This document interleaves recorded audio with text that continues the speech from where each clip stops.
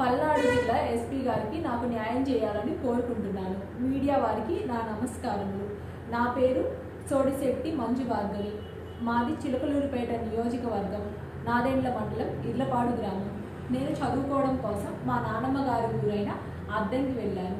అక్కడ నాకు చాలా దగ్గర బంధువు అయిన రామానాయుడు నా వెంటపడి నన్ను ప్రేమిస్తున్నానని చెప్పి పదే పదే చాలాసార్లు నా వెంటబడి నన్ను ప్రేమిస్తున్నాను అని చెప్పి నన్ను బలవంతంగా లొంగ తీసుకున్నాడు. ఆ క్రమంలో నేను ప్రెగ్నెన్సీ అయ్యాను. ఇతను అద్దెంకిలో విశ్వభారతి కాలేజ్ డైరెక్టర్గా పనిచేస్తున్నాడు ఆ సమయంలో. అయితే ఈ టైంలో తనకి వేరే మ్యారేజ్ కుదిరింది. తన ఆస్తి కోసం, ఎక్కువ కట్నం ఆస్తి కోసం వేరే అమ్మాయిని చేసుకోబోతుండగా నాకు అది తెలిసి నేను 8/2/2022లో నష్టపేట దిశ పోలీస్ స్టేషన్లో కంప్లైంట్ ఇచ్చాను. ఆ కంప్లైంట్ మేరకు నష్టపేట పోలీస్ వారు నాతో పాటు ఒక లేడీ కానిస్టేబుల్ని, జెంట్ కానిస్టేబుల్ని ఇచ్చి నష్టపేట పంపించారు. ఆ తర్వాత మళ్ళీ నాకు ఇంకొక రోజు టైం ఇచ్చారు. మళ్ళీ 9వ తారీఖు మా అత్తయ్య అయినా, మా అమ్మమ్మ అత్తయ్య అయినా సోడిశెట్టి వెంకట సుబ్బమ్మ, మేకల్ నరేంద్ర, ధర్మవరపు దుర్గాప్రసాద్ మరియు చాలామంది పెద్దవాళ్ళు, ఒక 100 మంది పైగా ఉన్నారు. అందరు వచ్చి నన్ను, అటు కూడా ఆడపిల్ల ఉంది, నువ్వు ఒక ఆడపిల్లవి, ఆ అమ్మాయి సూసైడ్ చేసుకుంటాను అంటుంది, కాబట్టి నువ్వు చిన్న మావయ్యని చేసుకో, తను పెద్ద మావయ్యని చేసుకుంటుంది అని అందరూ బలవంతంగా ఒప్పించారు. అయినా నేను ఒప్పుకోలేదు. చాలా చాలా బలవంతంగా ఒప్పించారు. అలా ఆ టైంలో 19/2/2022లో నాకు మల్లవరం డ్యామ్ పెళ్లి జరిగింది. మా చిన్న మావయ్య అయిన సోడిశెట్టి కామేశ్వరరావుతో పెళ్లి జరిగినాక 3 రోజులు మేము మా ఇంట్లో ఉన్నాం. ఆ 3 రోజుల తర్వాత తను మా అత్తయ్య గారింటికి తీసుకెళ్ళి, నేను 16 రోజుల పండుగ వస్తాను, అప్పటి వరకు నువ్వు మన ఇంట్లో ఉండు అని చెప్పి వెళ్ళిన తర్వాత రామానాయుడు నాతో చాలా విచిత్రంగా ప్రవర్తిస్తున్నాడు. నన్ను మళ్ళీ ఫిజికల్గా, మెంటల్గా, వర్బల్గా కూడా అబ్యూస్ చేస్తున్నాడు. చాలా చాలా మాట్లాడుతున్నాడు. నువ్వు నాతోనే ఉండాలి, నాకే చేయాలి, మా తమ్ముడికి నువ్వు అసలు కాపురం చేయకూడదు, నాతో ఉంటేనే ఇంట్లో ఉంటావు, నేను చెప్పిందే జరగాలని చాలా చాలా టార్చర్ పెడుతున్నాను సార్.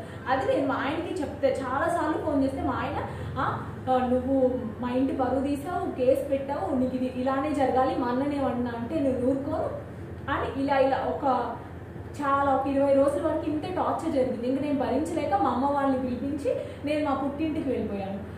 తరువాత ఇంకా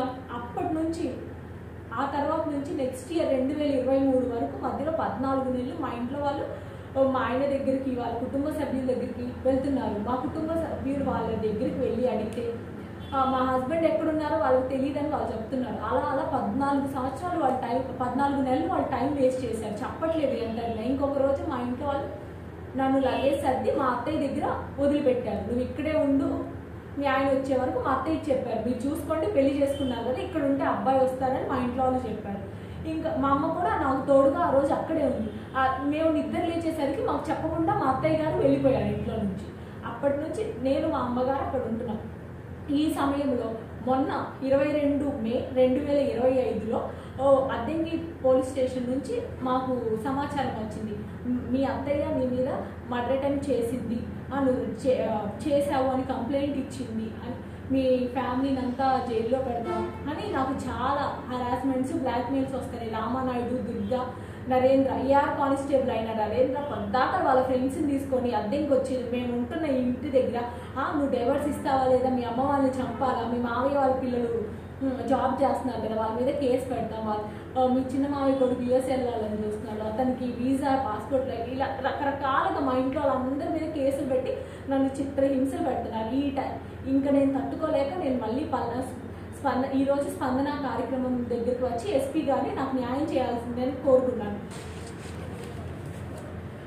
నేను ఈరోజు ఎస్పీ గారికి కంప్లైంట్ ఇచ్చాను.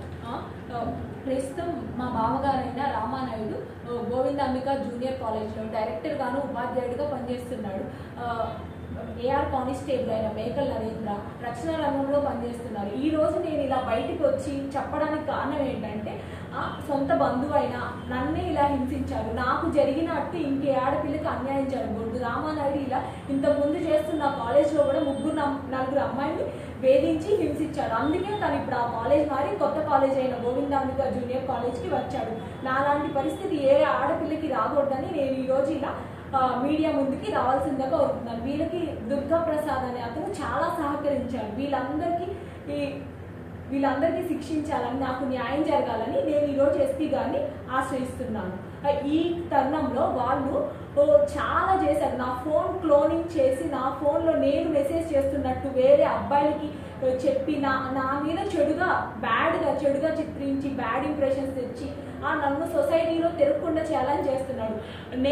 నాకు న్యాయం జరిగే వరకు నా న్యాయ పోరాటాన్ని నేను ఆపను. నేను మహిళా మండలిని ఆశ్రయిస్తాను. ఈ న్యాయ పోరాటంలో నేను ఎంతవరకైనా వెళ్ళడానికి సిద్ధంగా ఉన్నాను. సీఎం గారికి, నారా లోకేష్ గారికి, డిప్యూటీ సీఎం అయిన పవన్ కళ్యాణ్ గారికి, హోమ్ మినిస్టర్ అయిన అనిత గారికి ఈ వీడియో రీచ్ అయ్యే వరకు షేర్ చేయాలని కోరుకుంటున్నాను. మీ అందరూ నాకు న్యాయం చేస్తారని గట్టిగా నమ్ముతున్నాను. అందుకే నేను ఇలా బయటకు వచ్చాను. ఎందుకంటే ఇది నాతో ఆగట్లేదు. ఆడపిల్లలు ఖచ్చితంగా న్యాయం జరగాలి.